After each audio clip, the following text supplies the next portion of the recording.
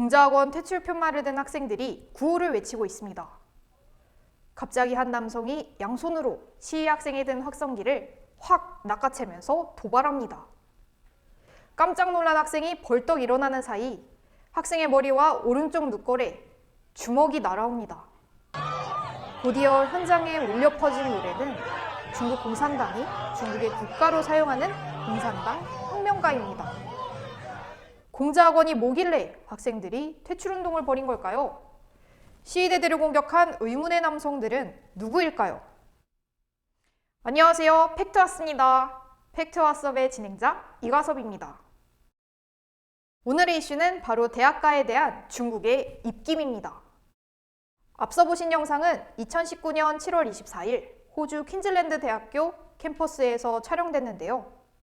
당시 학생회 회장이었던 드류 파블로라는 학생이 주도해서 공자학원 퇴출 시위를 벌인 겁니다.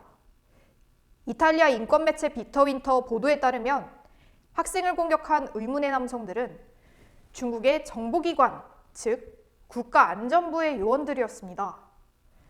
그런데 여러분, 공자학원 들어보셨나요? 중국어와 중국 문화를 가르치는 곳입니다. 얼핏 보기에는 문제가 없어 보이죠?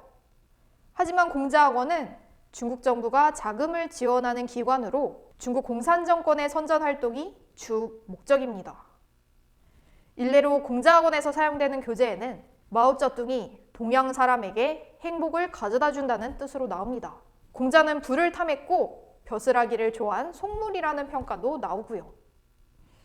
천안문 대학살이나 티베트, 신장의 인권 등 민감한 이슈들은 커리큘럼에서 당연히 제외됩니다. 이러한 이유로 공자학원에는 공자가 없다는 이야기가 나오는데요. 근데 이런 공자학원이 한국에도 있다는 사실 알고 계셨나요? 한국은 아시아 최대, 세계 1호 공자학원 보유국입니다.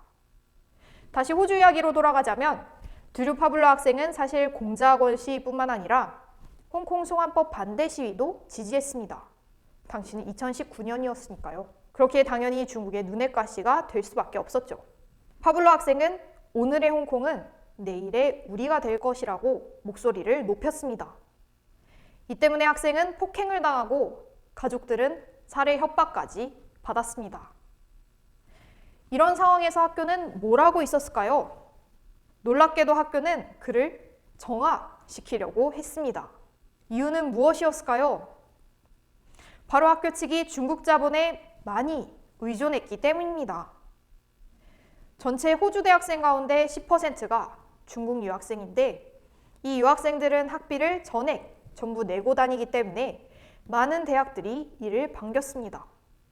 하지만 중국의 입김이 커져가면서 학교 측은 이런 사건들이 중국의 심기를 건드릴까봐 걱정하게 됐습니다. 결국 바른 목소리를 낸 호주 학생 드류 파블로는 1945년 이후 호주 본토에서 외국에 의해 공격받은 첫 번째 호주 시민이 됐고 학교로부터도 정학 처분을 받았습니다. 그런데 이런 모습 어디서 많이 본 것 같지 않나요? 2019년에도 한국 대학가에서는 홍콩 시위 지지 바람이 불었었죠. 당시 한국 학생들과 중국인 유학생들 간 대치하는 사건들도 있었고요. 광주 전남대학교에선 학생 및 시민들이 주최해서 홍콩 시민 초청 간담회를 열려고 했는데 중국 영사관이 압력을 넣어서 무산되는 사건도 있었습니다. 강력하게 항의를 했대. 자기들 또 이거 책임 못 진다. 통제가 안 된다. 어떻게 할 수가 없다.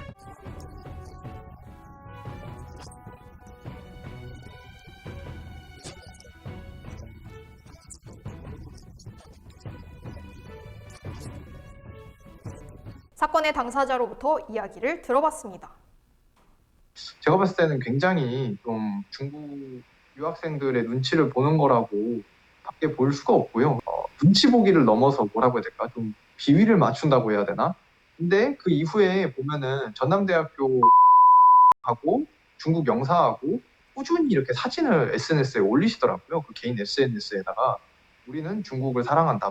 중국 영사께서 뭐 이번에 다시 본국으로 돌아가시는데 그거를 이제 뭐 환송하는 행사를 벌였다. 전남대는 아무래도 광주에 영사관이 있고 또 전남대가 아무래도 광주 지역에서 제일 큰 대학이다 보니까 아무래도 영사하고 좀 더 이렇게 접근할 수 있는 기회가 많았던 거지 다른 대학들도 그런 그럴 능력만 되면은 최대한 좀 중국 분들하고 친하게 지내려고 하고 좀 그렇게 생각하지 않을까. 현재 이 사진은 삭제된 상태고 당사자에게 연락을 취했지만 당사자는 이에 대한 언급을 회피했습니다. 여기에 대한 학교 측 입장도 듣고 싶었지만 들을 수가 없었습니다.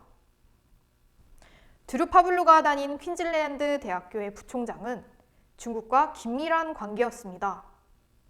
그는 중국과 학교의 관계를 발전시킨 공로로 20만 달러, 한국 돈 2억 2천만 원 정도를 받았습니다. 차이나몬이라는 미끼로 영향력을 행사하는 중국. 지난해 마이크 폼페이오 전 국무장관은 미국 조지아 공과대학교에서 중국 공산당이 미국 기관에 독을 풀고 있다고 말했습니다. What more bad decisions will schools make because they are hooked on Chinese Communist Party cash? What professors will they be able to co-opt or to silence? What theft and espionage will they simply overlook? What business deals will get done? 중국은 지금도 거대한 자본과 힘으로 은밀한 선전 활동을 밀어붙이고 있습니다. 한국은 과연 안전한 걸까요? 지금까지 팩트와 서브의 진행자 이가섭이었습니다. 오늘의 영상이 마음에 드셨다면 구독과 좋아요를 눌러주세요. 그러면 다음에 또 뵙겠습니다.